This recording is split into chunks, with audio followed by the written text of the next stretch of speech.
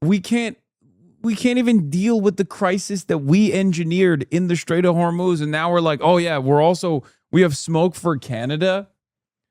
God, I wish other countries weren't such pussies, man. Seriously, like this is the opportunity to just be like, no, enough. So I'm glad that Mark Carney is at least pushing back a little bit. I wish it would extend to other stuff.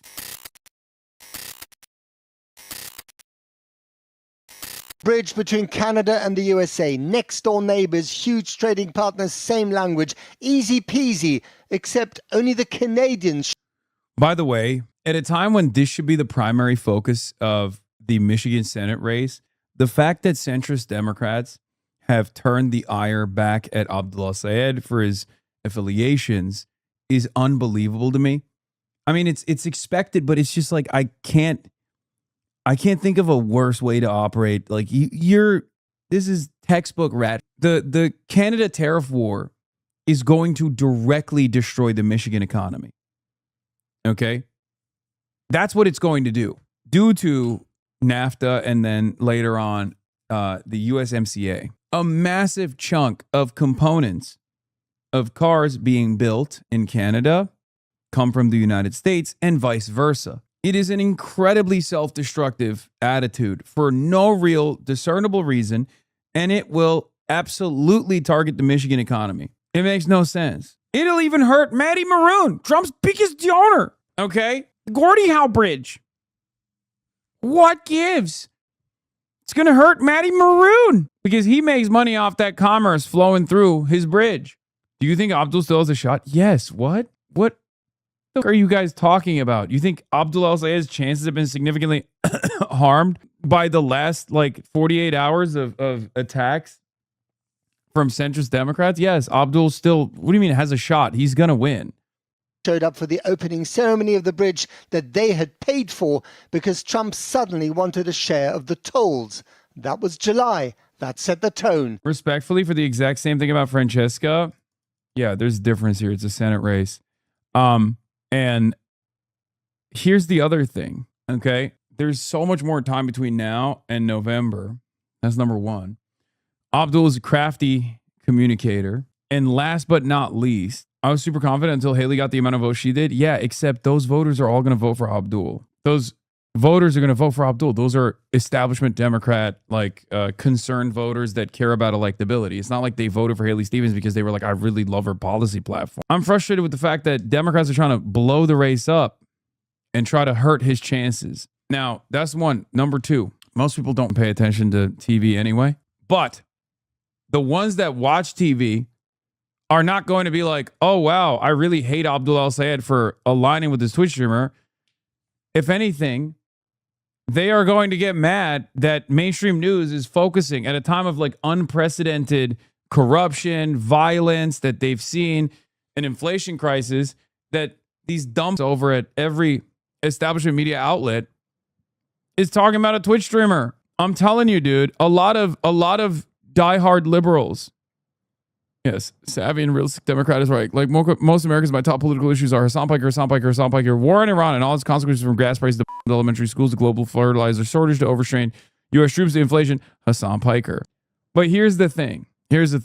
I predict, maybe I'm wrong, but I predict that there will be backlash to Hakeem Jeffries, Cory Booker, all of these very openly AIPAC aligned pro-Israel Democrats making a big stink about this, especially at a time when a lot of liberals, not fans of mine, not left flank Democrats, not the DSA, I'm talking straight up MS Now watchers, okay, are going to see this coordinated messaging campaign. And I think they're going to get frustrated with it. They're not going to be like, yeah, these guys are right. We should kill Hasan Piker. They're going to be like, why are you talking about this? Because every single member of Congress on the Democratic Party side that's gotten money from AIPAC is tweeting the same thing.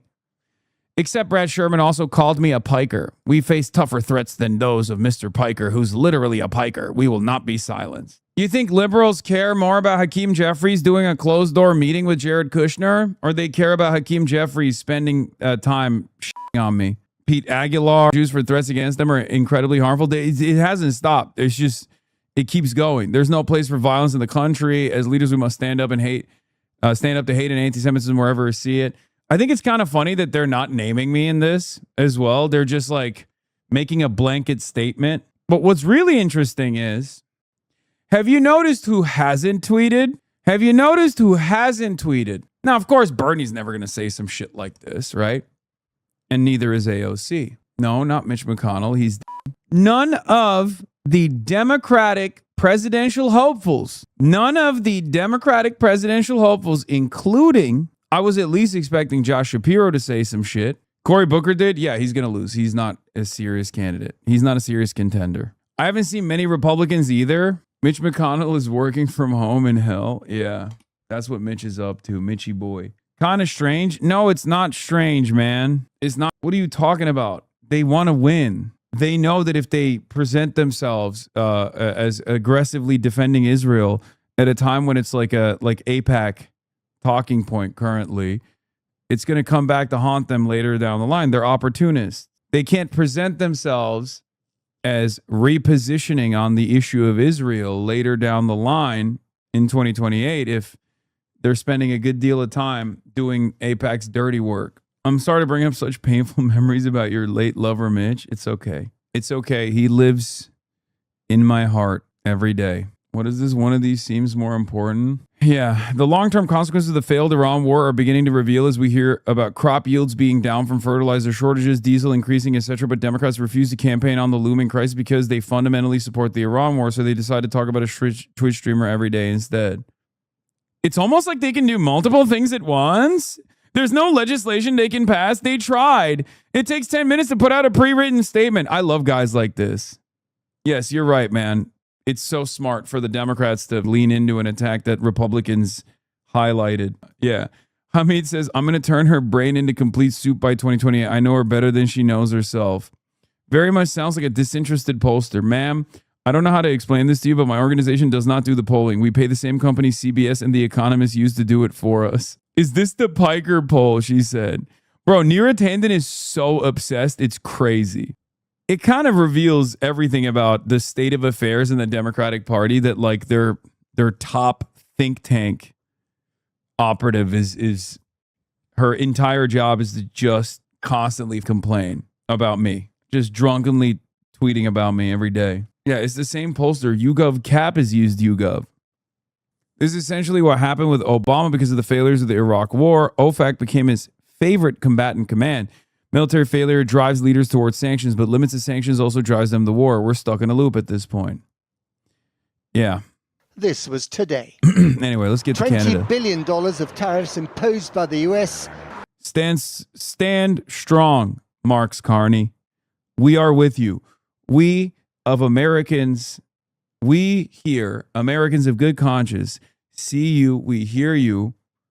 You need to do this. You need to fight for your sovereignty. Did we cover this already? When the head of a major left-leaning think tank regularly gets in fights with the Dem base and progressive influencers on social media, almost in an irrational and uncontrollable way, does that ultimately hurt the think tank? And this was the response today. Those tariffs will have real consequences for Canadian workers, businesses, and communities across our nation. Damn, dude. They can't even get the camera to focus.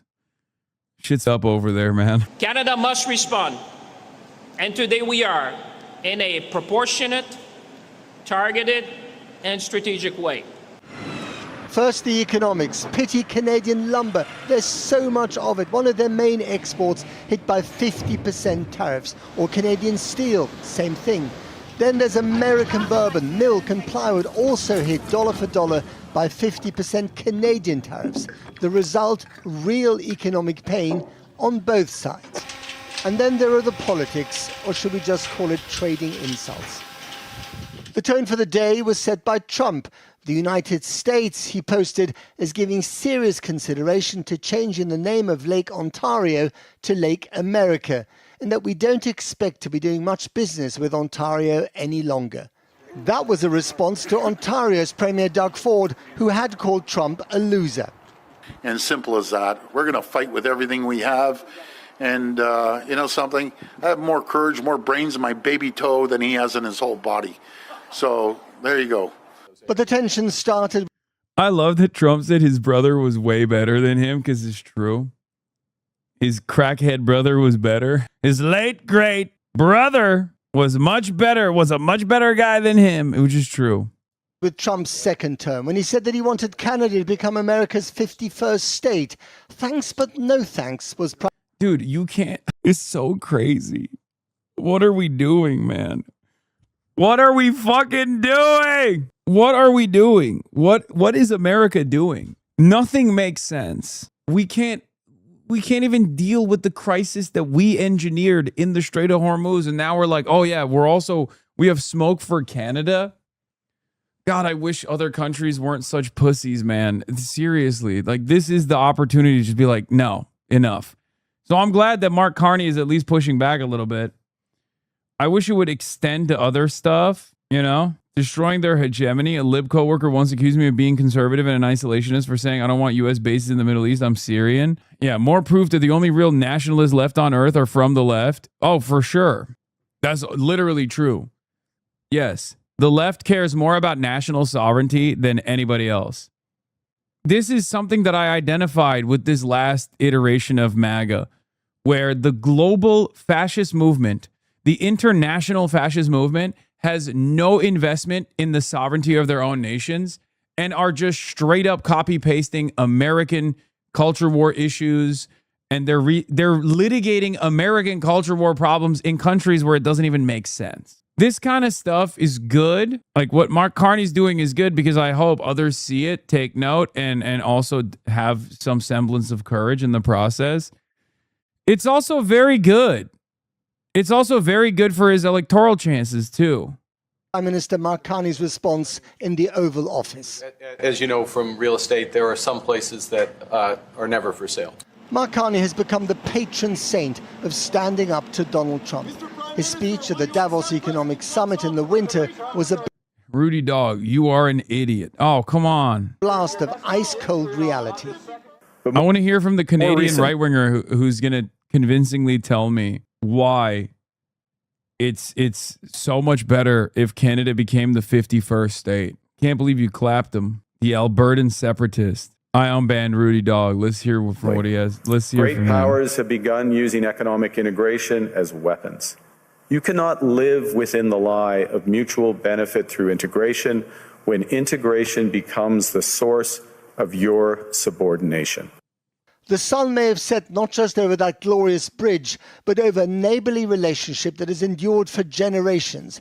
And if Canada and the US fall out, what hope is there for the rest of us? Well, the historian Michael Ignatieff is a former leader of Mark Carney's governing Liberal Party. He joins me now. Michael Ignatieff, it's a pleasure to have you on the program.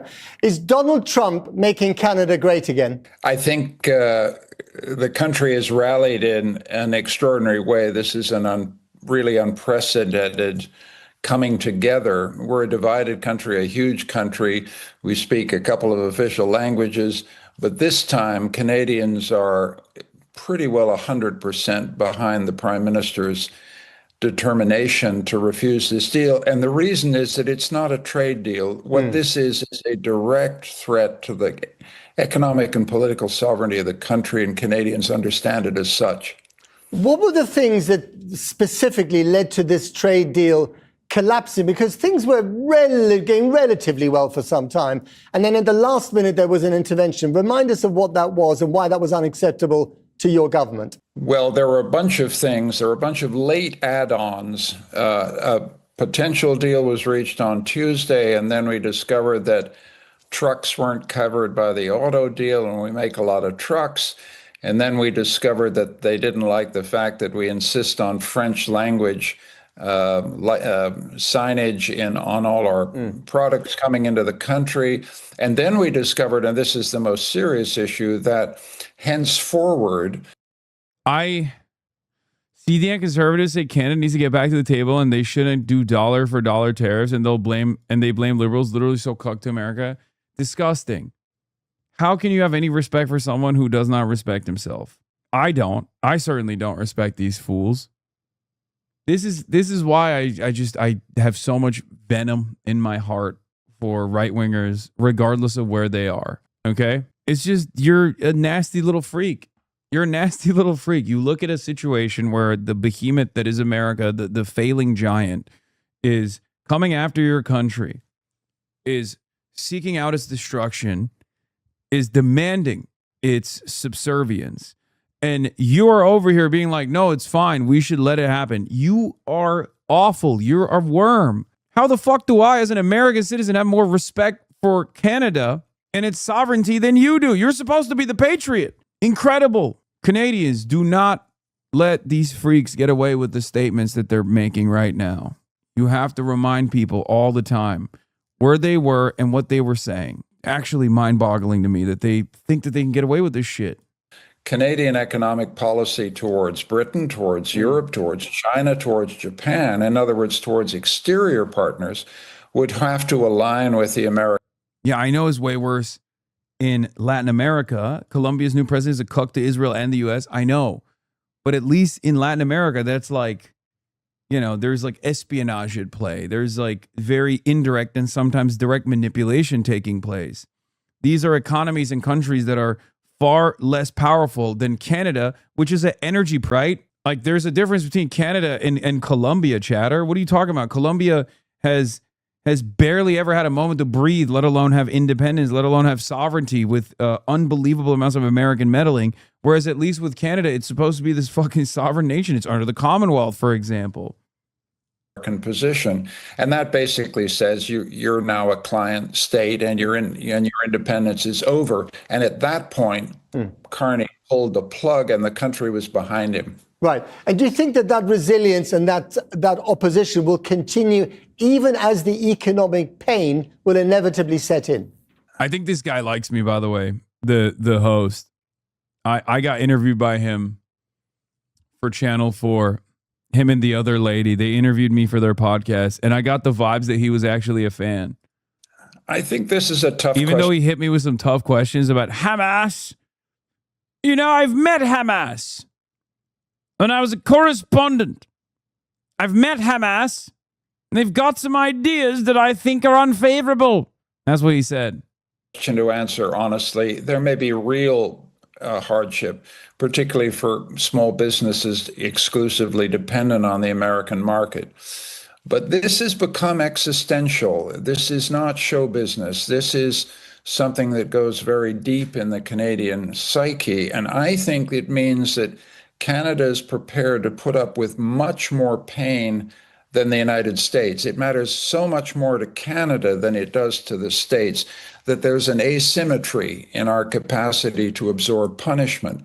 And let's not forget that the Americans will suffer punishment on the other side of the border, because many of the key states that are in play in the midterm elections in November are close to the Canadian border and are directly affected by Canadian counter tariffs. So this is going to put pressure on the president.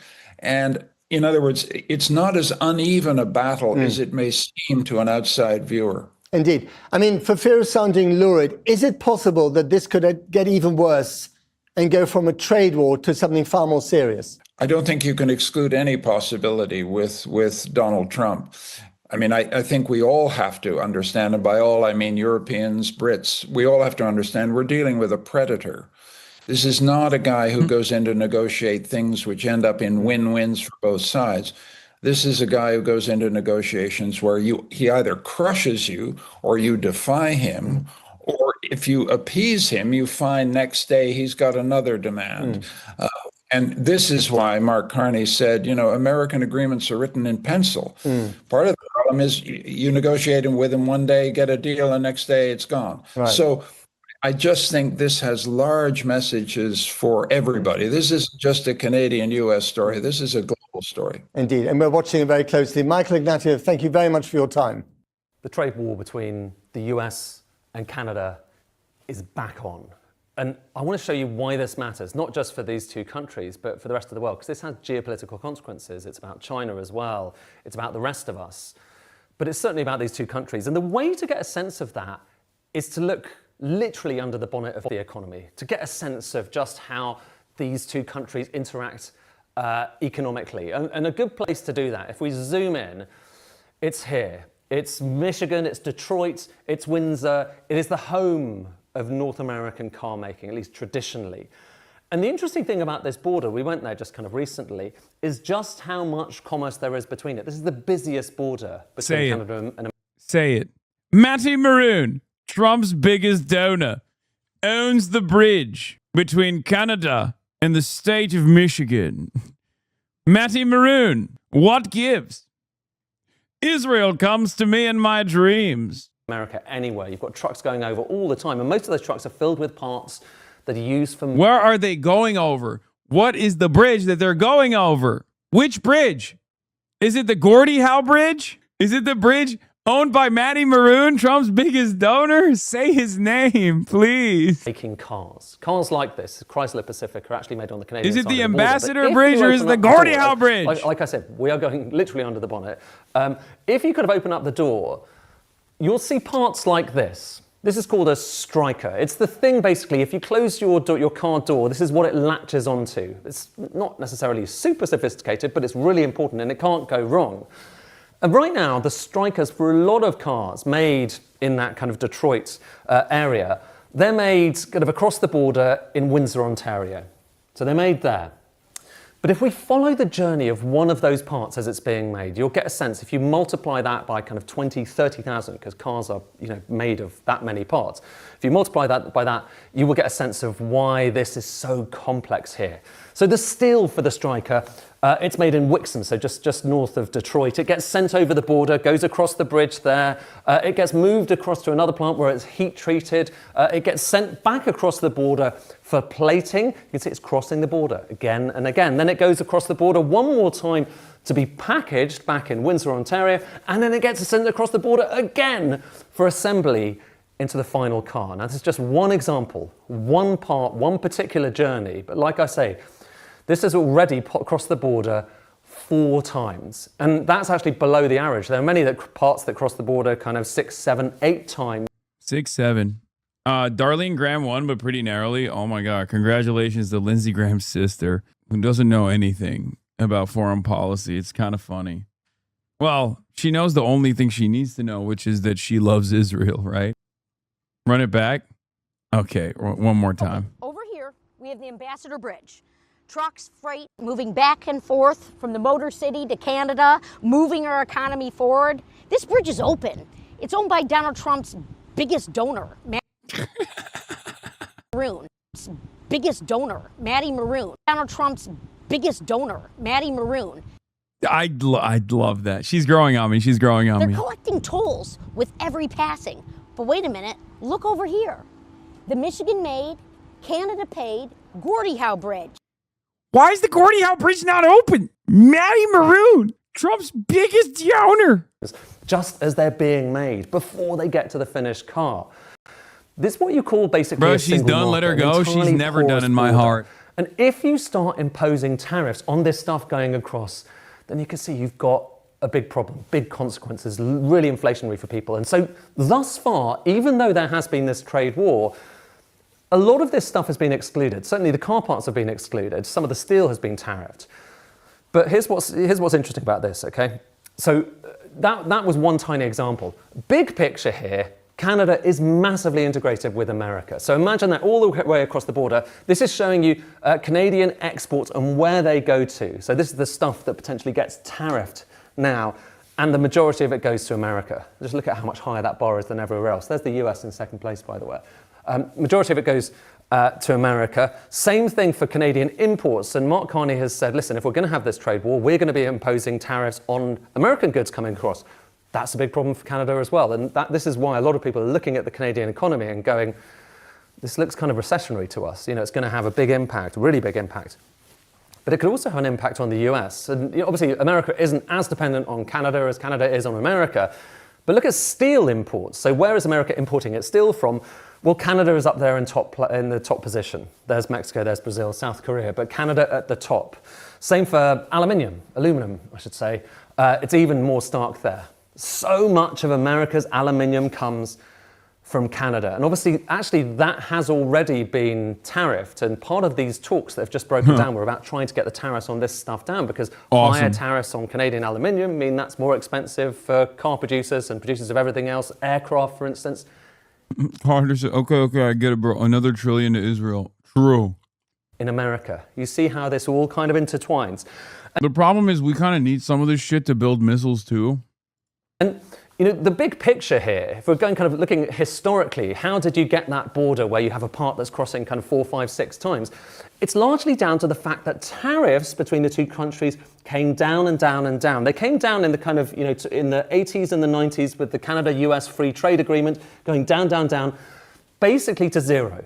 So Canadian goods have been able to enter the US, and US goods going into America as well, with basically zero tariffs for the most part, for most of recent history, you know, for decades, all the way up until there. That's, what is it? Well, that's Donald Trump's first term. So you can see that spike there over various talks over various different commodities. But this is as nothing compared with what we're seeing right now, what we actually have in place. Look at where the line is now. Just look at that. Up at kind of 3.5%. And these are the tariffs that are in place right now. So what we're seeing on the border, not just the threats, that's what we're seeing. And it's worth just, you know, having a bit of context. Historically, that's maybe not unprecedented, but we've never seen anything like that for kind of going back 40, 50 years. But if you look, compare Canada and those tariff rates, effective tariff rates they're called, compare them to other countries around the world, clearly they are lower. Okay, so there you've got China, you've got up above 20%, you've got Japan, Brazil, Turkey, India, Russia, even the UK there, because of course we're having to face a 10% tariff. Canada's a fair bit lower than that, partly because so many goods are going across the border and most of them have been excluded, like that striker part recently. Well, these new tariffs, the kind of threat that the US is talking about, the US Trade Representative, is these Section 338 tariffs. That basically doubles that. So that is a big impact, at least for Canada. But here's what's interesting and kind of quite nerve-wracking. It could be bigger still than that, because we just had this social media post from Donald Trump, and of course a lot of this is positioning, but even so. He says, from the start of next year, tariffs on all cars, trucks, both large and small automotive parts, think about that part we just saw a moment ago, think about that, and steel will be increased to 50%. And for a lot of this stuff, previously it was excluded. The threat is it's going to be included. In other words, you're going to have tariffs on the stuff that was zero tariff before. Massive, massive economic. There's no shot. I mean, this is cheap commentary, but I do not foresee this becoming a real, I just don't foresee this becoming a real issue because it's just not going to get implemented. You said there was no shot for many things before. True. Economic consequences if this does come into play. And behind the scenes, you know, since this began, it just strikes me as a taco opportunity. A taco opportunity. Seen Canada responding. Canadian consumers in particular, you know, there's been this kind of move to try and buy more Canadian stuff. And if you look at food consumption in Canada, this line is just showing you food consumption of Canadian food and how it's spiked up, and how American food, this is in Canada, consumption of American food has gone down since that. This is the one thing that I find very funny. Canadians literally instituted a BDS on American products like that. It is kind of wild. They immediately stopped imports of American wines, American spirits, straight up, just like that. It was like almost overnight, right away, like way before when Trump came out and was like, "Oh, Canada is gonna be American territory." They were like, "All right, fuck you." At that point, what happened there, that was Liberation Day. That was the moment that Donald Trump said, look, I'm slapping tariffs on Canada. People in Canada are saying, no, we don't want to buy American, you know, California orange juice. We don't want to buy Jack Daniel's whiskey, all of this stuff. That has had a consequence. But that's only one thing. And already you're also seeing Mark Carney saying, okay, we're not just going to kind of do those things. We're also going to make big changes to our tariff rules as well, so that we're trying to bring in goods from elsewhere. So up until recently, this is showing you the tariffs that various different countries around the world have on Chinese electric vehicles. And you'll remember, America has 100% tariffs on Chinese EVs. That actually goes back to Joe Biden, really high, basically saying, we don't want your Chinese EVs. Canada had the same thing, up until Mark Carney going to Beijing and saying, no, we're going to lower the tariff. We're going to lower it down to there. There are some quotas in place, so it's only so many. But nonetheless, that is a massive shift, isn't it? And it goes to, one of the concerns that Donald Trump has, which is, look, I feel like this is also, I mean, they're just going to flood the market with BYDs. Northern Lion said, when I notice a food says produced in America, I drop that shit like it's hot lava. He's an anti-American racist. Wow. Respect. Beast mode. Canada is on the rise. We want to be making more stuff domestically. We don't want to be importing things from China. Well, Mark Carney's just said, we're going to import more things from China. And the one area where you haven't necessarily seen that kind of shift to China is this. This is Canadian oil. So Canada, massive oil producer, particularly kind of tar sands. And recently, the dark blue bits are showing you America, the stuff that goes to America. The light blue bits is basically everywhere else. And what do you see from this chart? You see that, almost all of it goes to the US. And why is that? Well, here's kind of a striking thing. Partly, it's because a lot of the refineries in America are set up to process that kind of sticky tar sands. It's a really hard job to do, and America refineries are quite good at it. But partly, just as much, so the kind of oil sands, mostly in Alberta, just as much, it's because the pipelines that take that oil from where it's coming out of the ground to the refineries, where do most of them go? They almost all go to America. It's the Keystone, it's the main line, and there's others as well. So the majority of Canadian oil goes to America because that's where the pipes have been built, have been laid. But here's the kind of striking thing to think about right at the end. Mark Carney is now trying to get a new pipeline constructed alongside, more or less, the Trans Mountain Pipeline, going towards Vancouver, going towards Canada's west coast, so that oil can be sent to China. So you can see this is not just trade war knacky. Just about the relationship between the US and Canada. It's not even just about the kind of, this trade war we're in at the moment. It's about the bigger geopolitical question of who. Wife of active duty Army sergeant deported amid Trump's immigration campaign. Classic. There was I wanted to cover the CIA landing a plane in Moscow earlier. I feel like that's pretty wild. Yeah, I saw this. Random pro HasanAbi top comment with 8K Look at what likes. happened on the Ewok Yeah, I Toba saw 7th. this. Big fan of Hassan Solo. I know. We're gonna become close. The Vatican also met with Russia today. I wonder if it's something much deeper than the Ukraine war, possibly the coming Earth cataclysm. And the Vatican is sharing data from his telescopes or something about the global economic crash on the horizon. What is happening? That's awesome. I love cranks. I love cranks so much. They're so awesome. Vatican foreign minister grabs a confidential file from his assistant and enters a private closed-door meeting with Sergei Lavrov completely alone.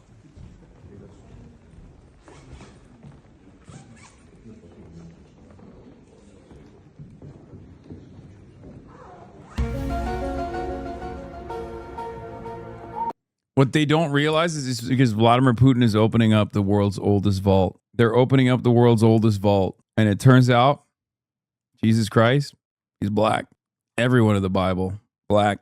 Yep. And the Vatican doesn't want you to know that. Dude, I can't believe you sincerely linked me a Mario Naval tweet. We are now officially in the throes, dead center of Aryan third worldism and brown white supremacy. You're sending me peak right now. I don't know how else to describe it other than peak. Mario Naval posts?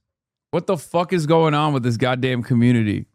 Okay, so let's connect some dots real quick. First, the U.S. military cargo plane, a C-17 Globemaster, rolls into Moscow this morning out of nowhere. No official explanation, and the Kremlin says it has no information on the plane. Then you got unconfirmed reports that the mission is connected to an upcoming trip by Pete Hegseth. And now, a whole convoy with U.S. diplomatic plates is cruising through Moscow with police escort. These C-17s are known for hauling vehicles, right? So is that the plane, the one that just dropped off these diplomatic cars for whoever's about to show up? Plot thickening in real time. What do you think is actually going on? He said you contradict yourself. He said you spoke out both sides. He said you contradict yourself. Who? Mario Naval did? Mario Naval knows who I am? Wait, you're an actual unironic Mario Naval fan? That's even stranger to me than anything else, honestly. Yeah, CIA Director John Ratcliffe makes surprise trip to Moscow. Agency declines to comment on Ratcliffe's first publicly known trip to Russian capital. The speculation is that what is it that they think that it's escalating? like Russia's tit for tat or Russia's aggressive posture towards European NATO allies is escalating. So they're trying to manage it, I think. Russian officials have briefed Iran that the CIA director Ratcliffe's Moscow visit delivered a message with the U.S. asking Moscow to press it. No. The CIA went to Moscow directly to be like, please open the Strait of Hormuz, bro. Please, bro. Can you please press these Iranians? Oh my God, bro. They're beating our ass, bro. It is fucked up. Bro, have you seen it? They're embarrassing us, bro. Please.